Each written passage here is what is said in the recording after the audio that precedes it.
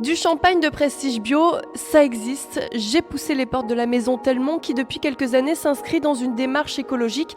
D'ailleurs, leur dernière cuvée s'appelle Réserve de la Terre, bien plus respectueuse de l'environnement.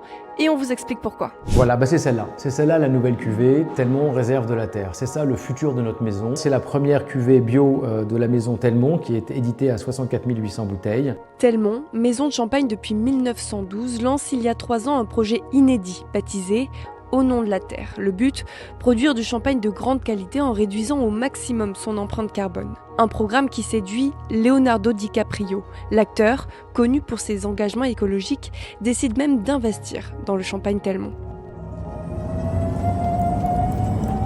Je retrouve Ludovic sur l'une des parcelles Telmont. Alors combien de parcelles bio comme celle-ci on retrouve dans la maison Telmont sur le domaine ? Aujourd'hui, on est déjà à 70%, donc 70 hectares, en agriculture biologique. Et on va vers le 100% dès demain. Donc vous me parlez de l'agriculture biologique, on parle aussi de l'agriculture régénérative. J'aimerais bien que vous m'expliquiez exactement ce que c'est. C'est donc apporter plus de biodiversité. On parle de faire des couverts végétaux, d'avoir de l'enherbement au milieu des vignes, de planter des charmilles, de planter des arbres. Et si on prend un peu de terre, vous voyez qu'elle s'enlève très facilement. Et en fait, voilà, sentez-moi ça. Voilà, vous avez vraiment un retour à la vie des sols et ça se sent, voilà, la texture est belle. Aujourd'hui, il n'y a que 5% de la champagne qui est certifiée bio. Voilà, ça veut dire que c'est vraiment encore un mouvement, j'ai envie de dire, avant-gardiste qui prend de plus en plus d'ampleur. Telmont est l'un des pionniers dans cette agriculture biologique en Champagne. Ludovic, la démarche écologique, elle ne s'arrête pas seulement aux vignes, il y a aussi tout le packaging que vous fournissez. Oui, gros travail sur les bouteilles, parce que la bouteille de champagne, c'est en gros 30% de l'empreinte carbone d'une maison de champagne. C'est énorme. Donc en fait, avant ça, c'était les anciennes bouteilles. Elles sont à 900 grammes, voire 1 kg. On a réussi à tester une bouteille classique champenoise qui fait 800 grammes. Et ça, ce mur-là, c'est les premières bouteilles de 800 grammes. Et la bonne nouvelle, c'est qu'elles ne cassent pas.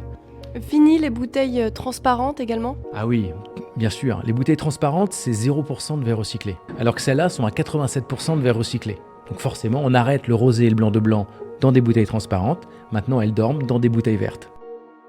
On va pas vous laisser partir comme ça, évidemment, on va passer à la dégustation parce qu'on a compris, il est bio, il est respectueux de l'environnement, mais est-ce qu'il est bon ce champagne ? C'est un peu une évidence qu'il est bon et on va le goûter ensemble. Au niveau déjà de la couleur, qu'est-ce qu'on peut constater ? On voit déjà qu'on a un vin qui a une très très belle couleur, qui, on le voit tout de suite, a une très belle maturité. Et donc là, on a un vin qui a une toute petite bulle, une bulle très délicate, mais qui a une énergie folle. Et en fait, ça, c'est le bénéfice du raisin bio sur le vin. Et donc tu sens cette vitalité, tu sens cette force, cette énergie. On a un vin qui est vivant, qui est radieux, qui est solaire. Et à l'avenir, la maison Telmont compte pérenniser cette démarche écologique sur ses prochaines cuvées.